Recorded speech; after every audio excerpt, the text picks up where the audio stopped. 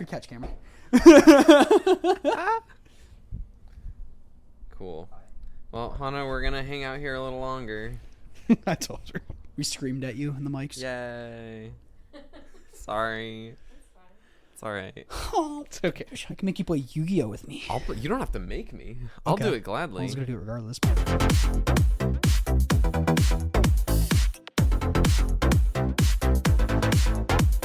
Welcome back, everybody, to another episode of the Common Ground Podcast. I am your host, Cameron Schindler, joined by two luscious co-hosts. Luscious. Ooh. Verluscious. Voluptuous. Thomas Gunn.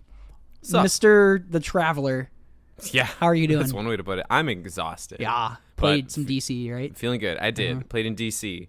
LCQ'd in. I tested a bunch with. I'll go over this briefly. I tested a bunch with the red-black aggro deck in Pioneer.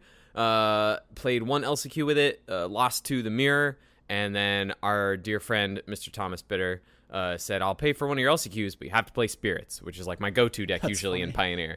And so I'm like, all right, well, let's do that one for the second LCQ to try and get in. 4-0, 8-0, didn't drop a game. And then my finals opponent in the 5th round was like, yeah, I'm already queued. So here you go. Just give me all the prize tickets. I'm like, sick, cool, we're in. 6-3 into day one. 6-3 day one to get into day two.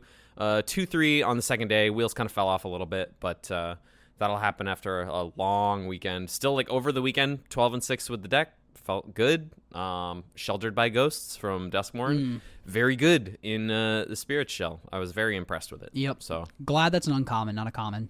Yes. Yeah. That would be a little yeah, too powerful I in the Boggles deck, I think. And we're also joined by our other co-host, James Mudang Hippo Hieronymus. We're still on that, as Twitter is still filling my pages with hippos. I think it's because I comment under every single one, so the algorithm's like, Garrison beat us to one today. I don't know if you saw. I was on Twitter today. Fortunately. I also played in the RC this weekend. I started off 3-1, and then I lost 3 in a row, and I'm like, all right, we're done. Yeah. Cool. Glad I was here. It was a solid start, though. You played the red-white I played heroic the red-white Boros heroic ley line nonsense pile. I had one match today across the weekend that went 10 turns. That was the match. Like all 3 games? Turns. Yes, 10 turns. That's wild. In total. Yeah. Is it 2 games or 3 games, you said? 3 games. That's wild. 10 turns in total. Yeah, then that got us down that rabbit hole from earlier, the Sliver Pro Tour, the two-headed giant Pro Tour. But anyway, can I recap my Magic weekend? Yeah. Okay, went to go draft. Draft was filled out, but got to play our friend's Jay's Pauper Tubert, which was awesome. Mm-hmm. Have you not gotten to draft it yet? No, I just got drafted and stuff. And he's like, yeah. And he's like, and there's like, it's super easy. Like, everything's here you need. Like, you don't got to take cards out of sleeves and stuff. So, like, no flipping cards. I'm like, no Delver? I heard about how this went. Yeah, and I just said, no Delver? And he's like, no Delver, because you got to flip it out. And I'm like, yeah, I get that. But I'm like, Delver? So I gave him some crap about that. So # free Delver from Jay's Pauper Tubert. I'm into that. It was super, super cool. I drafted what did I draft? Oh, I kind of like a Bant Blink deck, and just Jay stomped me out with value. Like, I just like flooded out super, super bad, and then he just outvalued the crap out of me with big stuff. And then after that game, I realized, I'm like, okay, the games go a little bit longer. It's not as aggressive as the format Pauper. So let me build my deck accordingly. And I like put some bigger 5-drop, 6-drops in my deck, and then played our buddy Joe, and then I got him there. He also kind of flooded out too. So, but it was really fun. I enjoyed it a lot. Would gladly do that again. I'm going to bring him a copy of Delver Secrets though. And you should sign it for him. Oh, that's cute. I will. And it was really, really cute because it was a Christmas gift to his 2 kids. Yeah. And he had a little note in there. And it was super, super cool. And I told him, man, your handwriting's really nice. And he's like, when your handwriting's this nice, it's not handwriting, it's penmanship. So I thought that was kind of cute. It was cool. It was really, really cool. Jay does have some very nice handwriting. Penmanship, Hippo. Penmanship. Jay has very nice handwriting. Okay. Speaking of Delver of Secrets. Yeah, good what segue. What card could personify our topic more than Delver of Secrets? Yeah, that's like the tempo card. We're doing the tempo episode finally. Finally. At long last. Yeah, we hinted about it in like the first like 10 episodes, and then we just like never did it. Well, here we are. Yeah. It just took us a few 45 episodes later. And I'll admit, I didn't come prepared is there is a famous article, like when someone mentions tempo, you often hear an article by PVDR. I'm not sure its title. PVDDR? Yes. Paulo thank you. Vitor Dama Torosa? Yes. And he has a famous tempo article way back from 2010, but very much still applies here. I will link that in the bio below. I'm meant to read it, but you two have read it before. I think we can talk in more in broad strokes anyway. Yeah. So Yeah. What is tempo? I use the word, but like if someone would ask me what tempo is, it's kind of like explaining what a color is in a weird way. basically just effective use of resources. Okay. Yeah. What would Basically. you say? I think that's definitely part of it. I think it's establishing a game plan and a pattern of gameplay where you get ahead and stay ahead by playing like it's somewhere on the spectrum between aggro and control.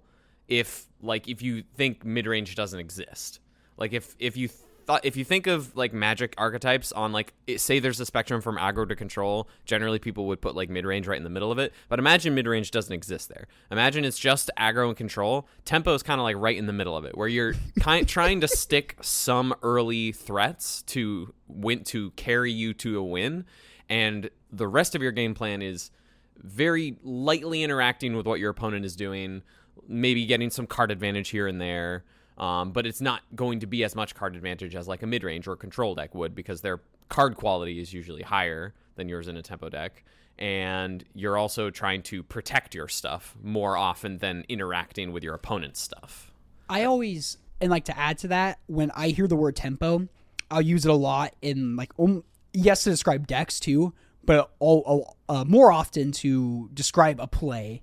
Sure. That's what I Okay, gotcha. That's what I tend to think of. Yeah. That's where like tempo comes. And there are tempo decks, yes, and we will get into Yeah, that. sure, but sure. like Yeah, a tempo, like positive play, like something that comes to my mind is building off what Hippo said of like being mana efficient. It's just effective use of resources. So like if I can make more use out of my mana than my opponent, so like if my opponent, I guess Pauper's full of very efficient spells is the problem. But if my opponent plays a 5-drop and I can pay 2 mana and counterspell it, and that taps him out for the turn, and like I have a threat in the board, tempo positive play. that is a tempo positive play.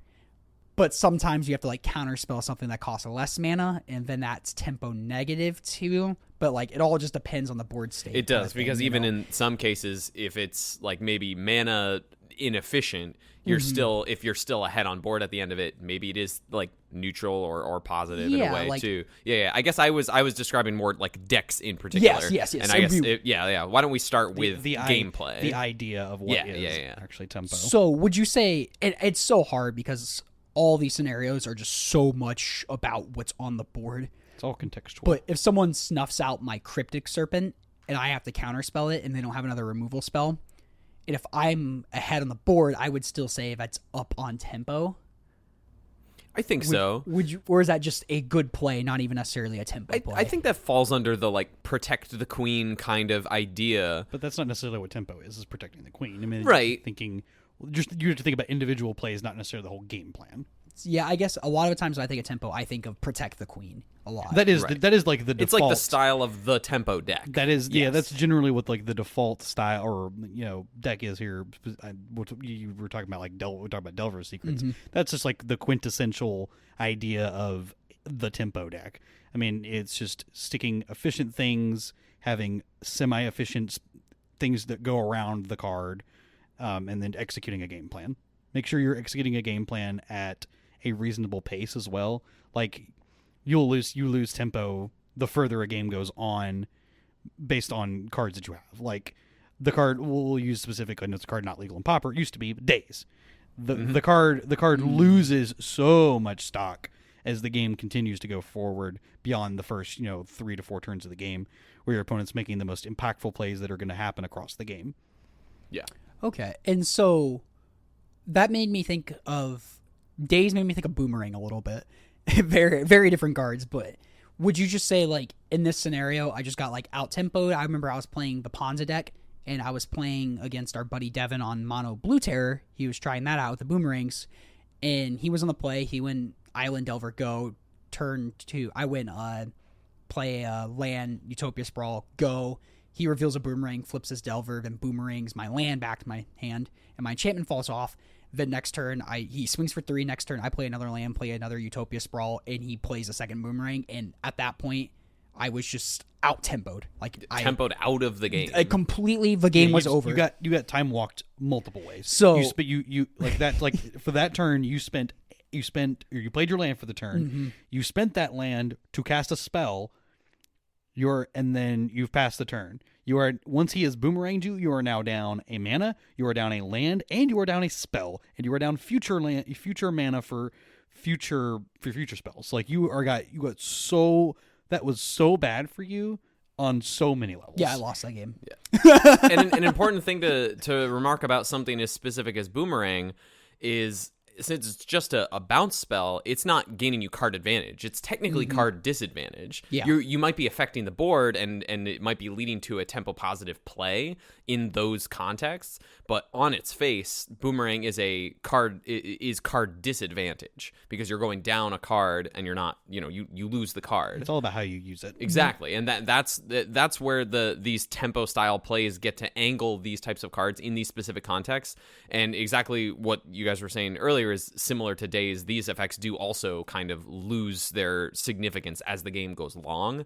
So the keeping up the tempo of the play is often something that within the first few turns you want to really be leaning into these exchanges that are going to keep you ahead, even if you are technically going down on card disadvantage, so that you get to a point where your opponent isn't going to be able to come back in enough time for your threats to actually take the game out. So in that the game out. scenario too, it would still be a tempo play, but say like if he didn't have the Delver secrets in play, like making a tempo positive play is like so, and this is kind of going back to like protect the queen mindset that you mentioned, Thomas. Like that play, yes, it blows me out, and especially with a deck like Ponza. If I just didn't have any future plays or more ramp or Arbor Elf or whatever, I'm completely out of the game. But say I have an Arbor Elf or something, and he used his 3 boomerangs, but he never had a threat to back it up. Is that still like a good play? Because now on their future turns, while I'm just playing land Arbor Elf go or land go, like they have 3 or 4 mana now while I'm still stuck with my 1, and they can make a bigger play than me. I think the first 1 or 2 in this instance are still good and tempo positive, but I think you really want to be able to back it up with more things going on, because otherwise, if you're just boomeranging lands, eventually you'll run out of boomerangs and you haven't done anything to affect the board, and your opponent can then, start sticking their own threats, start setting up a little bit with, in this case, if it's the red-green deck, play an Arbor Elf, play another Utopia Sprawl, and that doesn't get dealt with, and then you're right back in the game, and the mono blue player hasn't done anything. But I guess that's like, and we're talking about mono blue, and that's like the de facto tempo deck in Pauper. And I think that's like the beauty with mono blue though, because in that scenario, like if I just play a naked land, no Utopia Sprawl, no what's the other 1-drop called? Abundant Growth? Wild Growth. Wild Growth, thank you. So I don't play either of those cards, and I just play my land go, and I have 1 or 2 lands up, and they can be like, okay, the boomerang's not worth it. I'll go mental note, and I'm gonna fill my graveyard up and power out Terror next turn, or I'm going to go brainstorm and sculpt my hand. So, like, they didn't really have to use their mana that turn. But they still did, if that makes sense. Like, so they have almost like, I feel like the tempo deck is in a weird spot. Like you said, like in a weird spot between like aggro and control, but it's like not quite mid-range because I have that grindy aspect. In my head, I almost think of it like if Jund is the 2-for-1 deck and Control is the 1-for-1 U deck until I can like 4-for-1 U with like a Memory Deluge or a Supreme Verdict or something like in a bigger format. Tempo falls somewhere between there, because like our version of Card Advantage, it does play like the 2 deep analyses and like the Lorraine revealed, which sometimes you do hard cast, because for a 16-18 land deck, that deck loves to draw a ton of lands for some reason. You know what I mean, Thomas? I do. Like I'll be sitting sometimes you gotta cast 4-drops. Yeah, I know. That's true. That is true. But similar to that, I kind of like that analogy. It's like somewhere between, like, it's not 2-for-1 deck, but at the same time, I guess a Boom Branding Metopia Sprawl is a 2-for-1, but so it's somewhere between like a 2-for-1 Jund deck and a control deck in a really weird way. We can also move off of just playing in the mono blue territory, and we can actually look at from other colors. Take Ponza, for example, like Stone Raining a land. That is a tempo positive play. Like you've spent one thing to set your opponent back like a turn, right? So that you've now gained an advantage by doing such. And I think in Pauper too, it's like so many decks are so lean on low land counts. Like you're almost going for, hopefully I can like Stone Rain you twice, and that's good enough just to screw you out of a color. Yeah, I think like the average land count of a deck in Pauper is like 18. Yeah, or something like that. I believe that. Wildly low. That is incredibly low. I mean, all the cards are so efficient, so that helps with that. You know, this is an eternal format that we just keep adding good cards to the cards that are already good. So, I guess before we dive into the mono blue deck specifically, what are some non-blue like examples of tempo? Like what pops into my head is outside of the land destruction. Yeah, I think that's a good example. From James. I was almost thinking like weird way, like turning a card that's not naturally a 2-for-1 into a 2-for-1 is like a good tempo play. So like if my opponent tries to, let's say, this is another land destruction example, but cleansing Wildfire, their tap land, and I cast a fire in response, I feel like that's a good tempo play because I did 1-for-1 them, but now like they just discarded their. I was like, cleansing now they're Wildfire. down. Now they're down 2 lands. They're down 2 cards. So yeah, Is that an example of tempo, or is that just it's an example. Of tempo. Is that like a a tempo blowout play? or whatever? Yeah, or is No, it just like a blowout, or like I think it's a tempo play. you go to all that or like you try to enchant your Brood Scale and I just lightning bolt it and you lose it. I think that's more interacting. I think I don't know why it's different with interacting with a creature versus interacting with a land.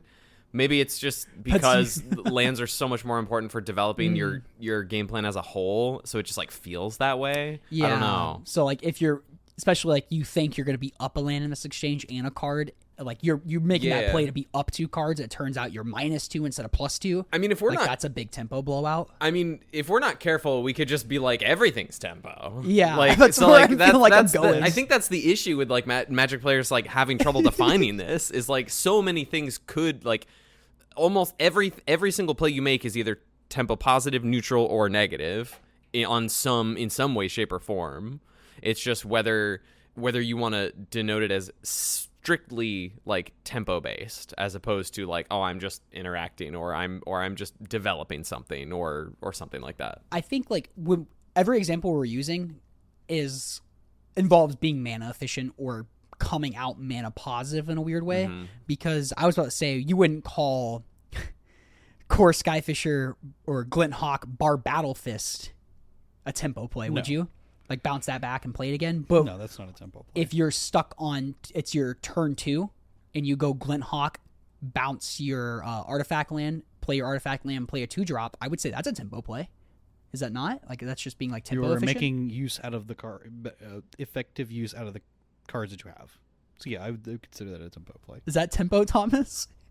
I would go with like Glenhawk returning like Tithing Blade and replaying Tithing Blade as like the de facto tempo play here, because it just feel I played a lot of Spirits and Pioneer this weekend, and that's like that is a tempo deck, like tried and true. Like stick a couple early threats, protect them with counter spells, suit them up with auras that gain you advantage. The new card Sheltered by Ghosts, which our listeners, if you're not familiar with it because it's not in Pauper, it's a 2-mana white aura from Duskmourn. It gives you enchant your creature. It gives it +1/+0, lifelink, and Ward 2, which the Ward 2 is very relevant. But it also exiles one of their non-land permanents until Sheltered by Ghost leaves the battlefield. So it's like Oblivion Ring. So yeah, it's like an Oblivion Ring effect, like Journey to Nowhere for anything, et cetera, et cetera. And that's like a really solid tempo play, and like you stick something, your opponent plays something, you untap, you enchant your creature with Sheltered by Ghosts, you take their thing, you start attacking in, like you've delayed their threat while also continuing to develop your own, but with like a very efficient use of mana. And like these are like, I think those style of plays lend themselves to like this idea of tempo more often than just like, oh, I bolted your brood scale. Like technically that's, I think it technically is tempo positive to like, continue to push your game plan. But I think that is strictly speaking interacting more so than it is like building. Like the tempo of a game kind of swings back and forth like between the players, like who's ahead, who's behind, and maintaining the tempo and like the what's the word I'm looking for, the inertia, the pulse of the game, the pulse, like continuing the momentum. Oh, the there momentum, we go. yeah. So like staying tempo too. positive to like keep the momentum of your game plan going, I think is where these true tempo plays come into play. Like, oh, like, you develop your Delver, you boomerang their land, I'm going to spell pierce this thing. Like spell pierce, like another spell like Daze that gets worse in the late game. You're trying to make sure it's efficient and good in the early game and things like that. So it sounds like the difference between like straight tempo and control is that tempo, you are trying to put their life total to 0 faster. Like generally speaking, you can't let the game drag out too long. Correct. Otherwise, you will just lose to a grindy deck. You will just lose to a control deck. Like you need to apply the pressure. Exactly. So that's a good distinction to make. I like that a lot. Yeah, Patrick Chapin in Next Level Magic breaks Who? Magic. Patrick Chapin. Never heard him. You just watched him on YouTube. He's an old school player for all you folks who don't know who it is. He's won a Pro Tour or two, maybe two. Definitely one, but I'm not, it might just be I think one. he won one. Yeah. The Innovator. He wrote, The Innovator. He wrote a book called Next Level Magic, and in that he breaks down games of Magic into 3 stages and the types of decks that want to win in each stage. And it's just early game, mid game, late game. But like control decks are a stage 3 deck. Like they want to make sure that they stop the stage 1 and 2 decks from setting up, and they can take over the game in stage 3 and make whatever your opponent's doing like invalidated. Like Gardens is a great example here. Like the more controlling styles of the terror decks that are like either splashing red or black, like those are much more like these are our control decks. Okay, 'cause that's a good thing, because I was going to ask the question, why is Mono Blue Terror a tempo deck and Dimir Terror is not a tempo deck? Right, yeah, because I think like Snuff Out, Wraths, just like really their main deck, Murmuring Mystic, etc. Like playing to the board less. Playing to the board, like more. Our cards are just less efficient.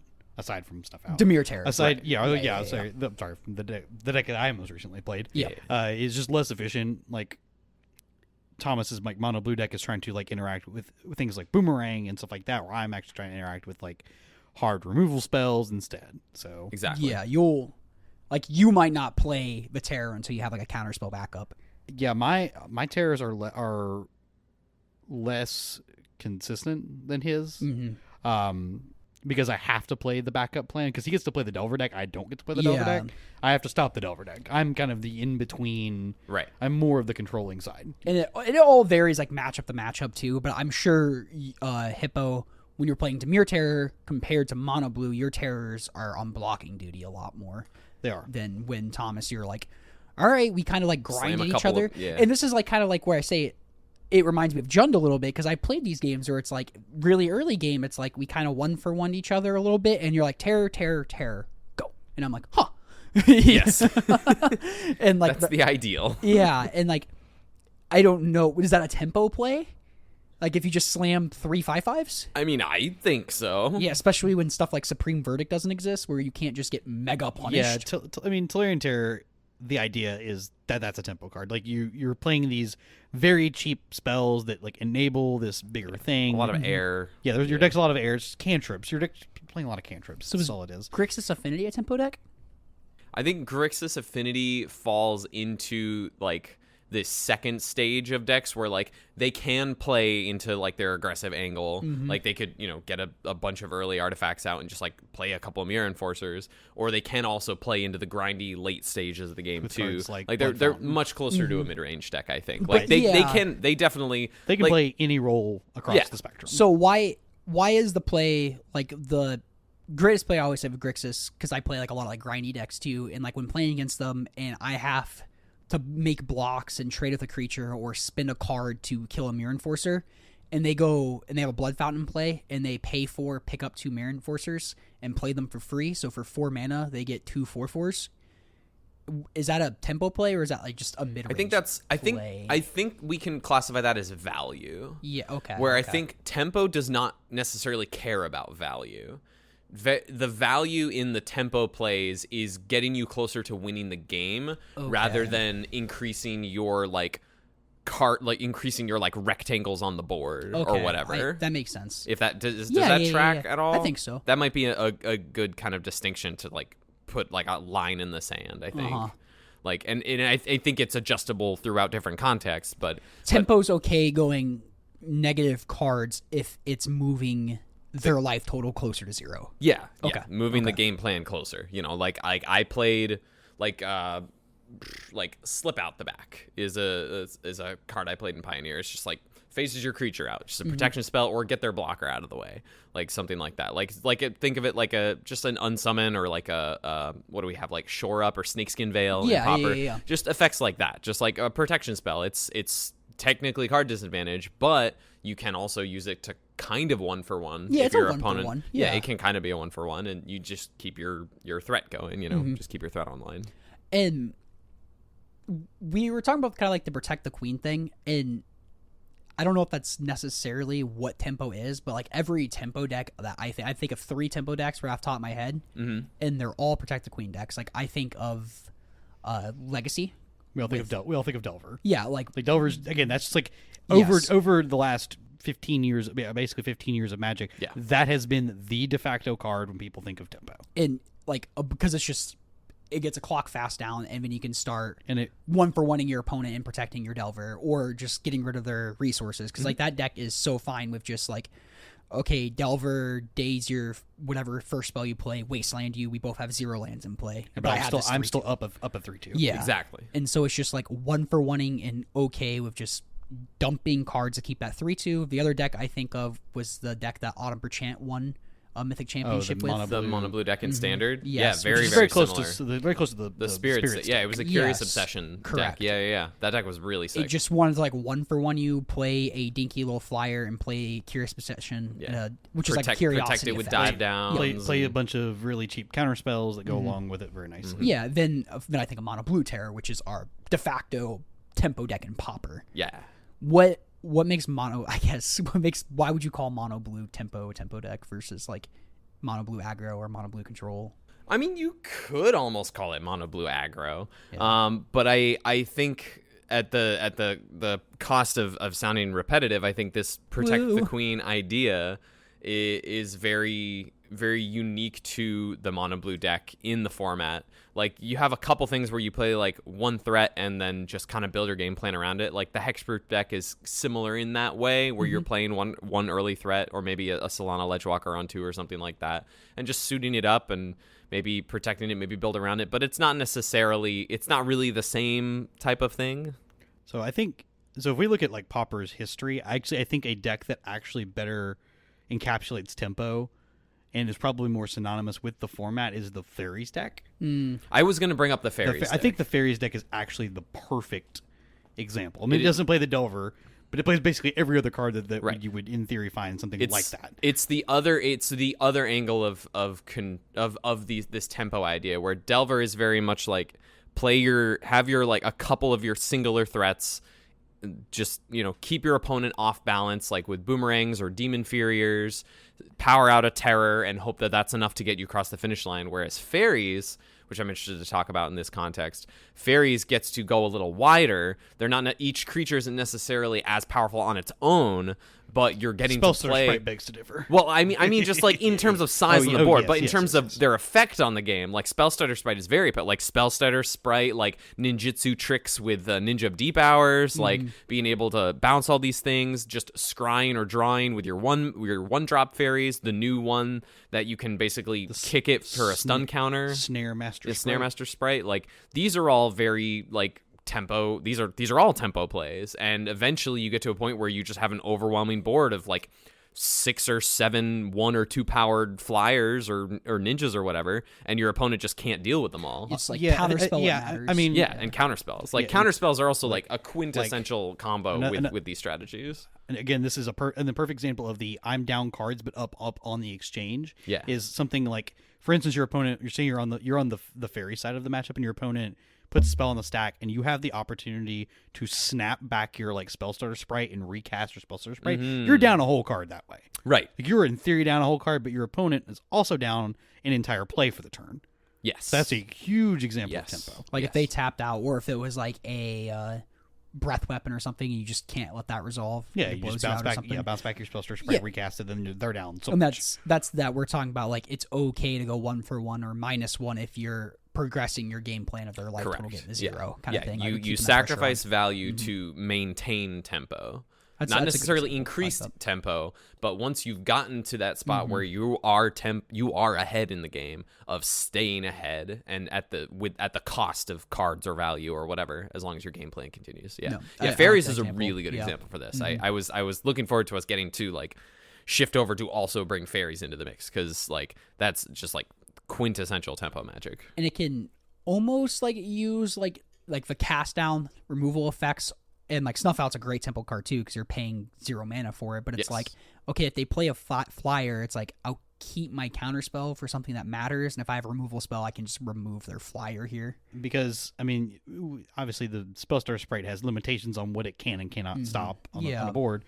Whereas you were saying, you're like, I can hold this counter spell at any point for the game where this spell starter does not hit something, and better use of your cards across the game. And there's like removing the 1 flyer, going 1-for-1, but then you ninjutsu in your fairy, so then like you pick back up your fairy and you draw a card with your ninja that depowers. Again, another spot where something like spell starter sprite's insane. You just go to combat with it, you attack, and then you get to bring it back into the ninja thing. And then you still have the ability to counter a whole another spell, which is just insane. Yeah, So, like and that's a huge one. And the format being as efficient as it is means that the spell starter sprite's going to get even better. Wait.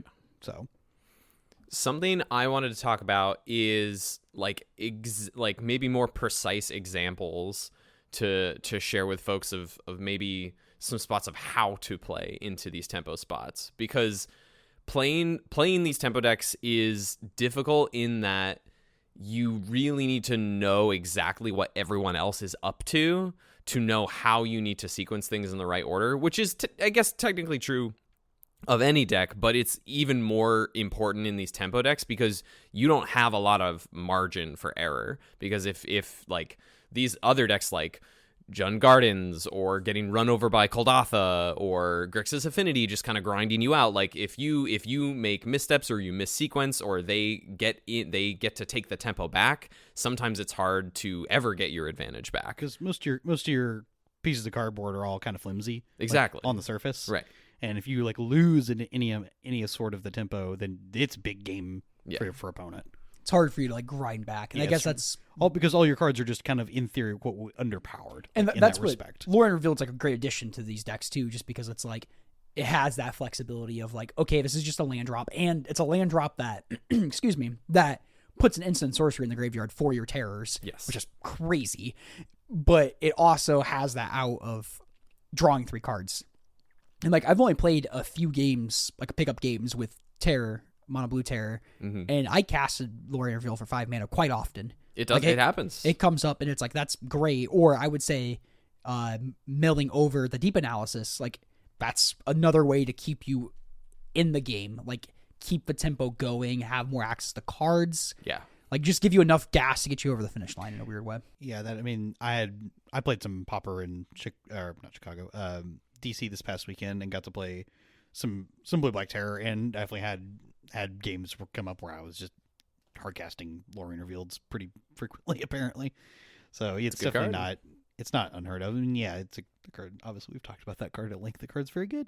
Yes. May not be the most efficient card, like on the surface of drawing 3 cards, but it having flexibility and what it does is why it's so good. Mm-hmm. I think you like modal cards, James. Turns out, and if anybody knows who I am, I like modal cards. I registered for modal cards in my sideboard. You actually. Did that are Pauper legal, They are. and apparently a store thought I needed 16 copies of them. Wait, they send you 16 by No, accident? so I ordered 4 copies of Light of Hope from Cool Stuff Inc. They sent you 16. No. I went to pick up my order, and I checked. And so I picked up an order of 4 Light of Hopes, 4 Shelter by Ghost, and 3 Leyline of Resonance. And they gave me the package, and I'm like, that's a lot of cards. And then I opened it, and I'm just like, there's 4 sets of Light of Hope in this pack. And I'm like, I guess they really just wanted me to have Light of Hope. Did you register all of them? I wish. It would have been very good. It would have been very good in 2 of my losses this weekend. Your sideboard 16, but it's all the same card. There's a lot wrong with that. Yeah, Plus Judge? plus the Karuga for fun. Karuga. I don't think you can play Karuga in that deck. No.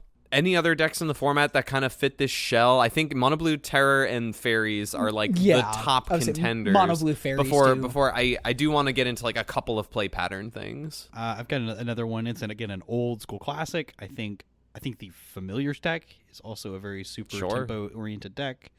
You're trying to make your spells cost less so that you're getting ahead you're getting a mana advantage across the game. And then just compounds across the game. Obviously, you've drawn more cards than you would have if you'd had less mana, so on and so forth. You'd have countered fewer spells. You'd have gotten to Archaeomancer less, so on and so forth. I feel like the deck's pretty tempo based. Yeah, I think that more falls into like a value combo deck that plays a lot of tempo plays. That's what I'm saying. It just has like these tempo aspects to the game. I get you there. Just to like get itself to the stage where it can take over the game. Correct. Yeah, absolutely. What were those play patterns you're hinting at, Thomas? You had something else, James? I've got another. Well, I've got a tempo play pattern. I know. Co-host on this podcast, when his opponent is at 4, he will definitely take the sacrificing pieces of cardboard to put his opponent to 0 by casting Fire Blast. Yeah. Tempo play. Tempo Yeah, play. we talked about this before. Like we talked about this in the Mono Red episode. Yes. Fire Blast is a draw 7. Yeah. Because you draw your new 7 hand. It kills them. It's a Wheel Fire of Blast Fortune. is Wheel of Fortune. Fire Blast. Is 0 this- mana, is deal this 4. the new Wheel of Fortune? Butterfly Is this, meme. okay, Gary, I'm making another meme. It's going to be the butterfly with Fire Blast. Is this Is this the new Wheel really of should Fortune? make that. Is this Wheel of Fortune? It draws you 7 cards. They're dead. That's funny. And so, like, when I remember playing Gardens against you, I won the match. But you won the game 1, Game 2 you Game won. 2 I won, yeah. Because I think I went to Weather Restore. I got You did. greedy, and I'm like, okay, I'm safe at 14 or something. You were at 12. I was at 12, and you had, was it Kessig I had Flame Breathe? 2 Flame Breathers. And then you double Fire Blasted me, and I'm Yep. like, huh. You're You like, drew 7. yeah. It was Wheel of Fortune. It was great. Yeah, we both drew 7 because we were going on to the next game because I lost that game. You did. You won the match, though. I'm going to start referring to killing my opponent as Wheel of Fortune. Your Wheel of Fortune? I'm gonna swing for lethal. I'm like, I'm gonna swing for Wheel of Fortune. yeah, that's what There I'm you gonna be go. like. I'm gonna swing for lethal and be like, so does Wheel of Fortune resolve? That's good. That's a good Best meme. believe we'll probably Yeah. both do that this weekend. So most of the play pattern things I want to talk about are gonna kind of be from the lens of like Mono Blue Terror. It's the tempo deck I have the most experience with. But feel free. I know both of you have experience with fairies. Oh, yeah. Certainly more than I have. So feel free to chime in on that end. I think developing the early threat is also a skill, and that really play draw comes in big time in something like that, where if you're on the play, you can go turn 1 Delver against a deck full of tap lands pretty easily. You might not always want to do that against something like Koldatha or Gardens where they can just defile it, especially if you're on the draw. Like on the draw and you're against Gardens and they go swamp go, you probably don't want to run your Delver into their defile so that they get to be mana efficient with their turn, and you lose that like your early threat just right off the bat. That's a great point. Like I didn't even think about. Pauper is so filled with tap lands. Yeah. That like tempo. It's so easy to make a tempo play in quotes, or like have your Delver stick 1 turn because if they go, I would say easier than other formats. yes, for because sure. like if they lean on a tap land and then now you have counterspell backup or dispel Exactly. backup or something, it's like, okay, I can really, really protect the queen Yes. kind of thing because they land the tap land. Right. And like maybe even if they have to go, if they have a turn 2 play they want to make, but they lead on untap land to bolt your Delver, and then next turn they play tap land go, that's almost a tempo play too because it kind of threw them off their game plan. Exactly. That's not your plan A, obviously. right, but you did waste their first turn of mana. And that's something you'll never. That's one of those plays that if it happens, you don't really know the impact of, because your opponent has a 2-drop in hand and you don't see it in their hand. Sure. When they play the tap land on turn 2 and go. Still hold up the 1 mana. Yes, because it's like you don't know the impact of that kind of thing. Right, exactly. So like if you're on the draw in that instance, say your opponent like is on Gardens, they play Swamp, go, and then you're like, okay, Island. You don't want to run your Delver into their Defile because then they get to trade. They get to use their first turn efficient. Like, okay, go, and they're like, okay, I don't get to use my mana. Maybe they cycle something, whatever. They then go like turn 2, play a land, play like Ichor Wellspring or something. Gardens like like to do on great, turn 2. Awesome. Then either you have the choice. Maybe you want to Spell Pierce it. Maybe you save your Spell Pierce for protection spell to protect your Delver or whatever. Maybe you cast Brainstorm here to set up 2 spell, like to set up a spell second from the top to flip your Delver on the following draw step after you, and then you can untap, play second land, play Delver, hold up Spell Pierce. Like then you can actually properly protect your threat. Like setting up your early threat on the draw is a really difficult skill to get right. You're gonna like I lost to so many like bolts, defiles, fatal push in other formats, like on being on the draw for so long before I'm like, wait, why don't I just waste their first turn of mana? Yeah. Because then I will still use my first turn of mana somehow, but they won't use it the way they want to. And that comes with like what you said earlier. I did like that a lot this weekend. Really like knowing the format, like you said, like playing around that turn 1 Defile. And like, that's like a big question when you said, maybe I Spell Pierce their Ichor if they play on turn 2? Right. And it's like, that's about knowing the format too. Because like maybe they just have like 2 copies or 3 copies of a Deadly Dispute card in their hand that without that Ichor, it's just rotting. Right. So like that happens with Garden sometimes. It's like you'll sit there, you have a handful of 7, and your opponent's like, oh my gosh, I'm so buried, and they're staring at 3 draw 2s they can't use or something. Yeah, and like they just have no fodder and they're like 3 lands, 3 draw 2s, a removal spell, and you're just like, oh my god, I'm so dead. And it's like in actuality, they just have nothing going on. Yes. What was that? That was my phone. Oh, okay. That was funny. So then that's like a thing. It's like, now that's a whole nother question. I don't know the answer. It's like, do you, in this scenario that you put up, do you Spell Pierce at Ichor, or do you play Delver and hold up Spell Pierce again? Right. It really kind of also depends on the structure of your hand. Like what's your turn 3 and 4 going to look like? Are you going to power out a Terror on either of those turns? If they just tap out for whatever on turn 3 and don't actually interact with your Delver, can you then Mental Note or Thought Scour instead? Like these are all very, very specific things, but I think navigating the way to develop your Delver or lead to an early Terror with some backup as efficiently as possible without leaving an opening for your opponent to mess with it, I think is a skill that is really important to playing these tempo decks effectively. And I think that's like honestly, that might be some of the hardest part is just making sure you develop your threat, because I think most Magic players are generally pretty good with the cadence of, I'm interacting with this, or I'll counter your spell, or like you can kind of suss out what matters in a game for the most part, but then figuring out exactly, like mapping out what matters, and this is where the format knowledge comes in, like I said earlier, of like, say you're in like a mono blue mirror and like you kind of want to save your counter spells for their Murmuring Mystics. Yes. Like you don't even know if they have them game right. 1 too. Right, exactly. But like certainly post board, you can ideally assume they have Murmuring Mystics, and you want to make sure maybe you just let your terrors all trade off with each other if you can be the one to develop a Delver first, but making sure you can develop a Murmuring Mystic and you stop them from developing Murmuring Mystic. Like these are all like very specific like mono blue terror things, which I guess we didn't really like go on more of a deep dive of terror after Louisville. We did talk about it quite a bit. This episode we did at least. This episode we have for sure. Yeah. But yeah, so it's really almost like a mono blue. Understanding what matters, like knowing like things that are also important are understanding what kill spells your opponent can have, understanding what important turns of the game are for them. Like against Koldatha, like you pretty much always lose the early like Koldatha Rebirth games. Like those are really hard to come back from as a tempo deck, I think, where they just they get all these goblins out super, super fast. Certainly game 1 anyway, before you have like blue blasts. is them great furnacing Kodotha Rebirth or great furnace on turn 1? Is that a tempo play? Because they're going negative, but that's a tempo play by our definition because they're going negative on cards, but they're going progressing their gameplay. Aggro? Is aggro a tempo deck? Somewhere in like the aggro tempo range for sure. Is this tempo? Cool. Is this tempo? It's Kodotha Rebirth. Great for It's Kodotha Rebirth tempo. Is this tempo? James is. We have 2 Twitter posts to make James after is this. just spiraling over here. I have 2 Twitter posts now to make.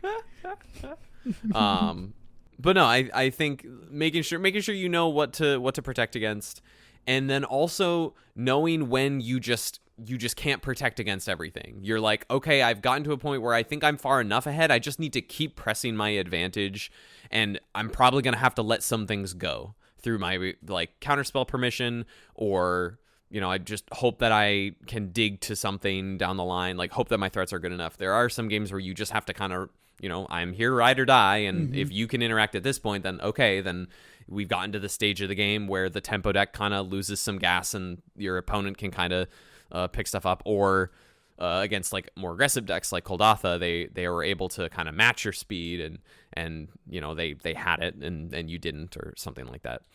I don't know. I feel like I'm starting to just kind of spew gibberish. But. No, you're good. And I want to add one more point too. We talk about tempo, and we kind of hinted at like tempo can take many forms, in being you can go negative on cards as long as like you're progressing your game plan forward, or counterspell is a very tempo-y card because like if you counterspell something that costs 5, you are up on tempo if you're ahead on board in that scenario. But a lot of like Pauper's removal is so efficient when like Cast Down only costs 2, Defile only costs 1, Lightning Bolt, Galvanic Blast only costs 1, and Snuff Out costs 0 for life. But like again, if they're ahead, who cares if it's 4 life? Mm-hmm. But I wanted to point out too, Terror having Ward 2, like once they go, okay, cast down your Terror and you put the Ward trigger on the stack, that is now a 4-mana cast down. And if you're counterspelling that, your counterspell is now mana efficient. Yes. When it wouldn't be before. And that is just the worst feeling ever. And I feel it's like the best feeling ever. What are you talking about? And it gets even I guess even on the worse. other end of it. It gets even worse if it's like something like a Spell Pierce too. Yeah. They don't even have to pay the 2 mana or keep their hard counter back. Like that's huge. It makes Spell Pierce better. I had that experience all weekend this weekend playing Sheltered by Ghosts in Spirits with Spell Pierce in my deck. Yeah, just like trigger Ward, they pay 2 Spell Pierce. Yeah, and just that Ward 2 just makes your counterspell so much more mana efficient, and therefore gains you tempo in quotes, like the cool kids. I feel like there's some actor who has like, he's wearing like a backwards hat and sunglasses and a skateboard, and he's like 50. What's up, fellow it's kids? Steve Buscemi. Yeah, it's just like, what's up, kids? What's up, fellow kids? Where can I buy some drugs at, yo? Just James, do you have any play pattern things to add? No, I think it's mostly just kind of the things I'd already previously mentioned, like all across like the blue decks. I actually won. This actually came up in a match a few months ago for me when I was playing the Ephemerate deck, the like Jeskai Ephemerate deck. I was playing post board against our friend Drew, and where he's playing the like blue red terror deck, and it occurred to me, I was like, wait a minute. If I just play all my blasts, like all these like red, blue blast, red blast, so on and so forth, and he's keeping in these counter spells, well, he's trying to fight way less mana efficiently than I am. Yeah, I was like, I'm gonna play smart and literally board out all my counter spells. Your counter spells now cost my counter literally half. I was like my counter spells have improved in mana cost by 100%. Yes. Yeah. So yeah, being able to pay for like specifically blasts are huge. If you're playing like blast mirrors, like blasts are huge. Like counterspell is less good because of blasts. Yeah.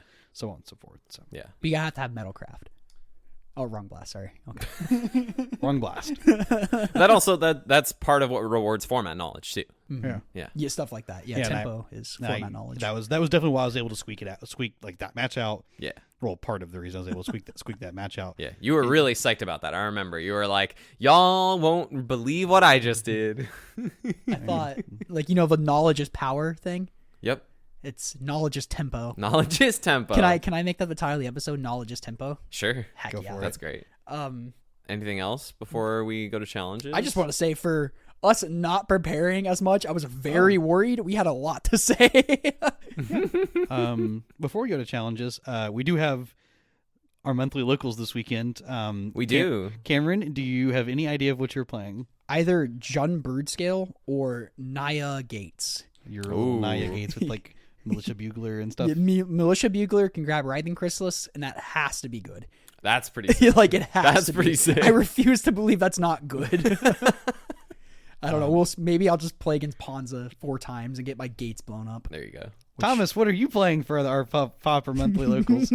Oh, I'll be. I won't be there. No. Why is that? Because one of our dear friends, Austin, it's his birthday this weekend, and he made a request for some homies to come RCQ, and so I am going to go RCQ. That sounds fun. Where Maybe he I'll is do judging. I'm kidding. I was like, y'all are gonna leave me? Good lord. I'll play What are you Pauper. gonna play, James? I'm actually not decided yet. There's a bunch of different things on the table for me. You were talking really highly about the elves deck. I am missing some cards from that still. It's for like Hollow. Like I don't know that many people who own a copy of. Talk to Andy. Andy might have them. Andy might. And I also like some original copies of Miss Merrick Fiend would be great too. Y'all, I might have to play Madness with the Tomb Raiders. I actually was talking. And grab the prize. Yeah. I was actually talking today with Jay, and I hot. assumed that was the deck that you were going to be playing. Yeah, I really want But- to try that out. But no, so I'm actually considering a bunch of different things. Nothing's Nice. one specific. The Black Fog deck looks really cool. Yeah. With like the Juke sideboard plan that we'll get into today. Yeah, Elves looks fun. Ooh. Kadoltha looks really good. I've actually never played Kadoltha at our monthly locals, like cool. any red deck at our monthly locals. So I might play Nice. that. I don't know. I've not decided yet. Elves I've got a would few be days. sick. Nice. Yes, I want to play Elves sometimes. There's so many. That's what's cool about Pop. There's so many decks I want to play. That's what Yeah. we need more monthlies to play in. Yeah, but so yeah, I'm currently undecided, but there's lots of different things on the block. Nice. Yeah, I will obviously come back next week and tell you how I won the whole thing. Hell yeah. We're gonna split if you get there. Don't lie. Oh, I am. You're right. Here, when nobody ever wins the whole thing. That's not true. We've had. I was a winner of a whole thing. Depends how Logan's feeling. No, it was based on me. Oh, was it you and Andy? Well, no, he talked smack in the top 8, Yeah. He- and didn't wanna then split. he's like, and then he looked at me in the files like, "Want to split?" I'm like, "Nope, Nope. no, I sure don't." He's the biggest crap talker ever, and I Oh, love it. dude, Andy's great. Yeah. All right. Should we move it to these challenges? Let's move it. Cool.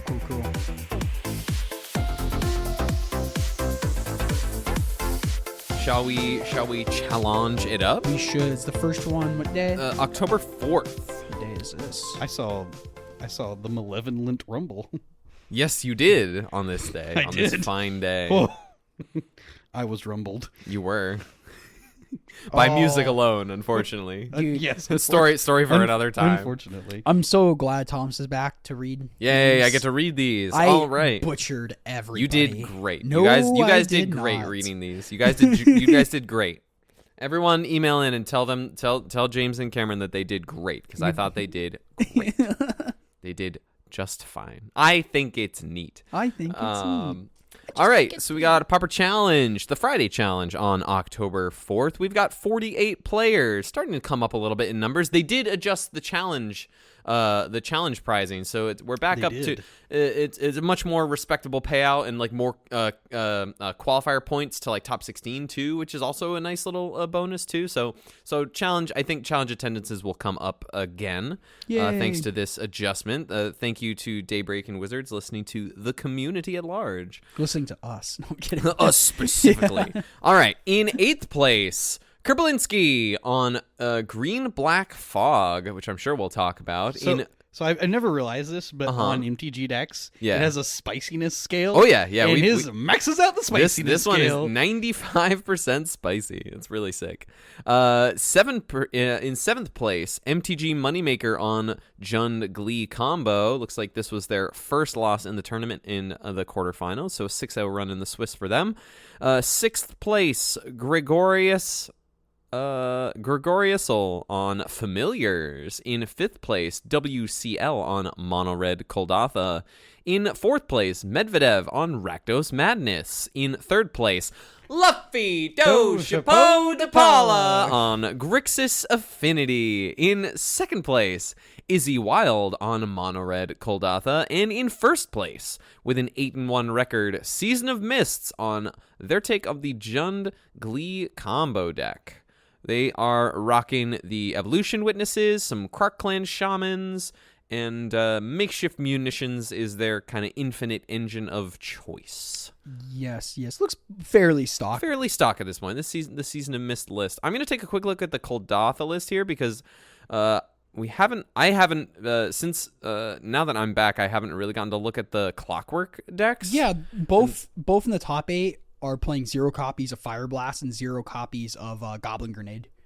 Yes, in yes. favor of more of the like impulse effects. Yeah, just leaning into no. this second place list. Last week they were. Yeah. I think there's some debate and like which goblins you want to, because I've seen some that still run Reckless Lackey or some that choose Blast Runner. Like it looks like this one is playing Blast Runner, which I would say is probably the stronger choice since you're still sacrificing a bunch of things. And Clockwork Percussionist still kind of wants you to sacrifice things and things to die, et cetera, et cetera. But yeah, Clockwork Percussionist, definitely a very strong card and definitely adding a little bit more consistency to the red deck, which is already pretty consistent. Oh, I want to talk about this fog. You want to talk about the fog list? Oh, absolutely. Yeah, let's talk about the fog list. So Kerblinski got in the kitchen and cooked this week. He got 9th of this deck last week, I think, too. I believe so. Yeah, he top 16. He plays something different. He plays something different like every challenge. Hits the sideboard. Not just the sideboard. Yeah. Because the main deck also plays into it, too. Okay, this is great. So if our frequent listeners, I'm sure we've talked about this black fog deck with like Heaped Harvest. 2 weeks ago we talked about. Yeah, we've talked about this deck. Well, the real innovation here is that we're playing a singular copy of Nadier's Nightblade, which in this deck, the cool thing about this deck is that it is a Heapgate deck, which makes a ton of like treasure tokens over the course of a game. And that's going to be how you kill your opponent game 1. Yeah. Because you eventually will find this Nadier's Nightblade, and then you'll just kill them. It puts you up on life for Crypt Rats, putting a bunch of mana into Crypt Rats. Correct. Yep. So that's like the idea of the main deck. Now, we have the post sideboard Juke. This is kind of like the Boggles moving to Infect plan. Same thing applies here. We have I'm going to play the Fog deck game 1 with like no creatures, and then I'm going to board in the Broodskill combo. It's so sick. Literally just going to board in 4 copies of Basking Broodskill, 4 copies of Sadistically, and another copy of Nadier's Nightblade. This is super sick. Really, really cool. Yeah, Kerblinski got in the kitchen and cooked. What a masterful chef. And then round out the sideboard, we have 4 Pyroblasts. Oh, yeah. And 2 Chainer's Edict, which is pretty sweet. So, yeah, I'm very much about this. This is very cool. In fact, this is when I was talking about the fog deck. This is the list I'm talking about, because this looks cool. It's probably funny because people, at least game 2, when they don't know what's going on, it's like they're gonna side out their removal because they saw 4 creatures from you. Yeah, and it's gonna be so sick. Worth noting when we say it's like a Gates deck too. We said this 2 weeks ago, but it's like instead of like Gates deck normally plays 4 Basilisk Gates and plays 1 Heap Gate, this is playing 4 Heap Gates and 1 Basilisk Gate because you really care about that mana from the treasures, like with a token, it being a token for Nadier's Nightblade, which just to read off. Well, the good thing was that you were already playing the Heap Gates because it just put you up on mana for your Crypt Rats. Yes, exactly. That's what I'm saying. Like this deck utilizes the Heap Gate more than the Basilisk Gate in this. Yes. Yep. It's only playing 4 creatures, so it's like the Basilisk Gate is like, sometimes it comes into play, sometimes it doesn't. But just to read off Nadier's Nightblade real quick, it is 2 and a black for a creature, elf, warrior, 1/3. Whenever a token you control leaves the battlefield, each opponent loses 1 life and you gain 1 life. So with the treasure tokens, you start draining them every time, and so you can drain them with those, or if like it's like almost kind of like a second Crypt Rats in a weird way. It's like the Heartfire interaction. You also have copies of Deadly Dispute in your deck. This is a very sketchy Deadly Dispute deck. I'll admit that. You have so few actual ways to turn it on. Yeah, you got your. I mean, again, it's light. Wellspring's Limbus and Heaped Harvest. I mean, 12 it's still pretty light compared to like the normal versions of like Gardens, where it's playing Deadly Dispute. I know I definitely watched like games of with Kerblinski playing this deck, where he found himself with like no artifact or anything to sacrifice. Sure. To be Like, fair, no token, nothing. We were just talking about gardens. That happens with gardens quite a bit too. It does. So yeah, it's Yeah. like we were talking about spell piercing and Anchor Wellspring. There you go. Yeah. Heap gate, make a treasure, sack Yeah, a treasure. but this is a very sick heap gate deck. This is no other deck I've seen since that card's been legal plays 4 heap gates. So it wins game 1 through Crypt Wrathing your opponent or Nadier's Night playing them out of the game. Yeah, and then you can either if you choose to go into the Juke sideboard plan, you can, or you can just stick to the main deck or add in more copies of Nadier's Nightblade if you really wanted to go down that route. That's so funny. Super Pull it sick. over this top 4, this Rakdos Madness deck. Madness's deck I like a lot. It is starting to move towards 4 Goblin Tomb Raiders and where is it at? Yep, 4 Grab the Prizes as the only other. 4s all down the line. Yeah, like it doesn't play any demand answers anymore or the highway robbery. It's just 4 Grab the Prizes, 4 Faithless Lootings for those. Because it deals 2. Yep, for those big discard effects. And I believe, was it Mogd who did this last week and started moving the deck towards it? Yeah. So, Yeah. And so this is, it's cool. I like it. It makes sense. Like, it's kind of like seeing it now. It's like, wow, Goblin Tomb Raider has been here the entire time. It's like, why wasn't this always playing Goblin Tomb Raider? Just better Goblin Guide. Yeah, it just makes sense because you constantly have treasures, or not treasures, but blood tokens lying Yeah, around. artifact and- lands. Yeah, et cetera. exactly. So Yeah. I like that's super cool. I really want to try this out. This seems cool. Really, really cool. Shall we move on to Saturday? Let's go. Let's do it. All right, Saturday Pauper Challenge on Saturday. October 5th. We've got 48 players again in 8th place. Let me get this up here. In 8th place, Disc Bay Wolf on White Weenie. In 7th place, Lalo Palo 2001 on Mono Red Koldatha. In 6th place, Spock Vitaloka on their trademark Is It Terror list. In 5th place, Kaikus on Grixis Affinity. In 4th place, Beso de Gea on Mono Blue Terror. In 3rd place, Feldegriff on Gruel Ramp. In 2nd place, Purgatory 01 on Demir Terror. And in 1st place, with an 8-1 record, Miskin Bollock on Mono Red Koldatha. Let's take a quick look at this winning list. It looks like it's about the same list as the 2nd place list from the Friday challenge. So it seems like they're kind of developing into this being more so stock with the percussionist, percussionist, blast runner, bushwhacker, tomb raider, epicure being your creature suite. Like you said, no goblin grenades, no fire blasts, just your standard suite of other artifacts and burn spells. 4 raises in the sideboard too, just to keep the Gruel Ramp deck from ramping. One card I want to mention out of the White Weenie deck. Starting to play copies of Suture Priest. For those who don't know what Suture Priest is, it's a 1 and a white for a 1/1, and it has Soul Warden text on it, but it also has for Soul Warden text is whenever a creature enters the battlefield, you gain a life. But on this one, it'll be whenever a creature enters the battlefield under your control, gain a life. Yeah. And then it also says whenever a creature enters the battlefield under an opponent's life, they lose a life. Having main deck answers for the Broodskill combo like that is super sick. That is really cool. And most of them are playing the makeshift munitions as their outlet to win the game, so it stops that combo. But I think if they're playing Night Ears, if they're Blade, playing Blade, then the other, Blade keeps them even because they sack it and gain 1 too. but they kill you with the Blade. That's what I'm saying. Yeah, okay, yeah. So Blade will I was still like- kill you, and the Invoker, the 3-man Invoker, because I think is it Drainate they'll kill you faster than you drain them out. It drains 3, right? Yeah, it's pay 8 drain 3. Okay. I don't. So you would lose. I don't think 8. anyone's playing that one. No, currently. I think that one's gone out of vogue. or It whatever. has. But this definitely helps. Mm-hmm. Oh, for sure. Because like I said, they're all playing munitions for the most part, Yeah. unless you're playing against Black Green Fog. Get wrecked. Yeah, I know. That's wild. That's so funny. But yeah, so Suture Priest, cool one. Let's see him play. Sweet. Trying to see if there's anything else of huge note. Not much to talk about in the terror list, I don't think. Beso de Gea is generally on the boomerang list that I'm partial to. The 4 spikes in there. Yep, we got a couple force spikes, couple spell pierce. We got the one Sleep of the Dead in the main, which I'm a big fan of. They have both Murmuring Mystics in the board. Playing around with a couple Demon Fears in the board as well. I mean, it's just a good card. They're also running Ponders in the main too, so kind of splitting the difference between Beso de Gea's version and Discovern's version that's like all in on Ponders and Demon Fears. So kind of splitting the difference across the sideboard there, which is interesting. The Gruul list is a little interesting.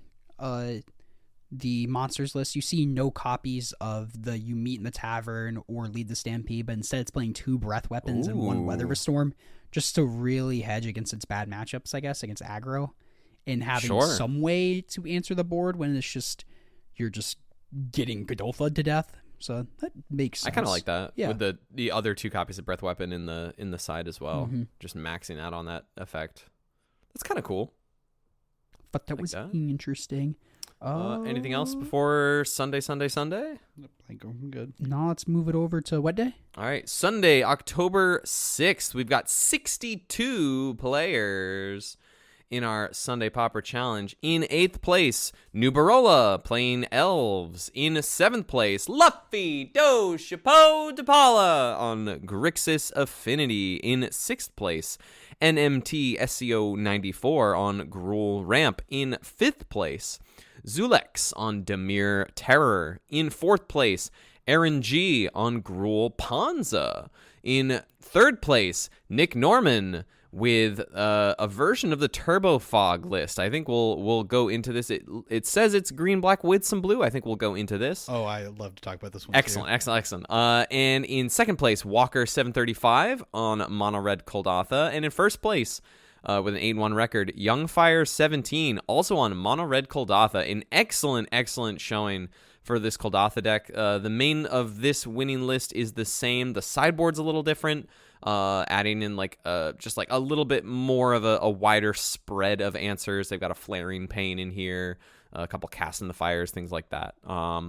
James, take us away with this Turbo Fog list from Nick Norman. Okay, so it's the same kind of idea as Karblinski's list.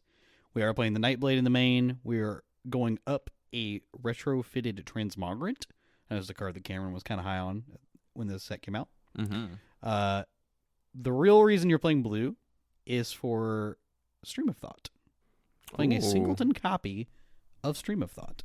Oh, in the main board. It's got one on the side, too. Also has one on the sideboard. And so you have you have another win condition. You do have another win condition. Because eventually you'll be able to start looping stuff in your deck. You can board up to actually playing the blue-green Turbo Fog. Right. And by playing the second one, if you should so choose to do I like this a lot. Yeah, this is very sweet. It is very cool. Works really well with the blade. Gives the blade something really useful to do at that point. No, this looks super sweet. And then we still have the Basking Broodskell juke in the board. I like this deck has so many different accesses to win the game on. Yeah. It has that Cryptoarachnid Dealer's Nightblade, or the Nightblade going along with the treasures, and now you're just adding another dimension with the Stream of Thought in it too. Oh yeah, this is super sick. I love this. See, James, I would suggest that you play this at our locals to surprise, but half the room is going to listen to this. Yeah, and know that it's coming. Yeah, I know. It's coming. But still, it's the whole even with we saw at the Pioneer Pro Tour when the creativity deck was doing good. Yeah, that creativity deck that did well, and then it's okay, are they siding in the Hull Breacher? I got to plan around that. Wait, maybe they don't do it this game. So it's there's that whole the mind game. Yeah, you can reasonably not side it in, you know, and they might play for it. I could sideboard out the Stream of Thought, never have to worry about the Stream of Thought, or I can board in up to the Stream of Thought, or I can board into the Broodscale combo, or I can I don't know. There's lots of iterations of this and the combinations of this that'll work. Yeah. But yeah, you can kind of keep your opponents guessing and make sure that they're on their toes the entire match. It's pretty sweet. I had no other thoughts on this challenge. If y'all did. No, that's about it. I mean, nice to see Elves get a little top 8 here. Yeah, we see it always pop up. Pop up every once in a while. It's the same person. List. Yep. Same person, but they've actually upped their creature count and are playing fewer copies of Lead the Stampede. Okay, cool. They're playing 42 creatures. That's so many creatures. That's a lot. 13 but hey, force. if it ain't broke. Yeah. I mean, yeah. If it's not broke, don't. Or yeah, if it ain't broke, don't fix. If it ain't broke, add more creatures. I guess more creatures. I guess. Yeah, can't- just keep basically. This is a deck that allows you to get away with playing probably some of the lowest land count in the format, because you're a deck that also gets to play like a ton of 1-mana creatures that add a mana. Yeah. And you get to play Generous Ints, which I mentioned on, I think it was last week's episode, that works super well with like Masked Vandal in the deck, which is super cool. That punishes all these artifact lands as well. So, yeah, no, these elves lists are super sick. Love them. Sick. One of my buddies who like doesn't play Pauper normally, he texts me, he's like, dude, that elves list looks so cool. He's like, I like the Hydra game plan. I'm just like, you make a ton of mana. I'm like, yeah, it's insane, because it's just like that deck has like more mana than it knows what to do with at some point, and if you could just dump it on this giant beat stick, you just can't chump it. Yeah, the cool thing is, I can say the Winding Way helps you find it too. So you get extra looks at trying to find ways to just dump this huge amount of mana that you're able to make out of this deck too. Like, It's true. this deck can just reasonably cast like Generous into, which is super cool. Yeah. Man, Yeah. 4 Well-Wishers. Is that the gain life? Yep. Yep. Mhm. And you also play copies of Essence Warden in the board, which is the Soul Warden, but Yep. for elves. Yep. Yeah, good luck inside. And that's just like, Mono Red has to kill the Well-Wisher, otherwise it just runs away with the game. It just puts them in a point where they cannot win. So Yeah, that especially if you have both of them, like, good luck. too. Yeah, especially just having that game 1 just gives you so much play. Yeah. Does that wrap it up for today? Do we have any other things to I think they're point absolutely- I out? don't think so. All right. If you made it this far, so much for listening. Thank you so much for listening. Give us a review on Spotify, follow, all that fun stuff. You can now comment on Spotify as well as Apple Podcasts. If you have any questions for us, go and send those to us at commongroundmtgpod@gmail.com. You can follow us on Twitter or DM us there too if you have any concerns or likes or comments or thoughts. We always like using y'all's ideas or running with what y'all got to say. We love hearing it. Yeah, we made a whole episode out of it last week. Yeah, we did. And It was sometimes very nice. I think we've gotten whole topic ideas too from people. Mm-hmm. So, thank y'all. Pieces. Thanks for Later, listening, man. everyone.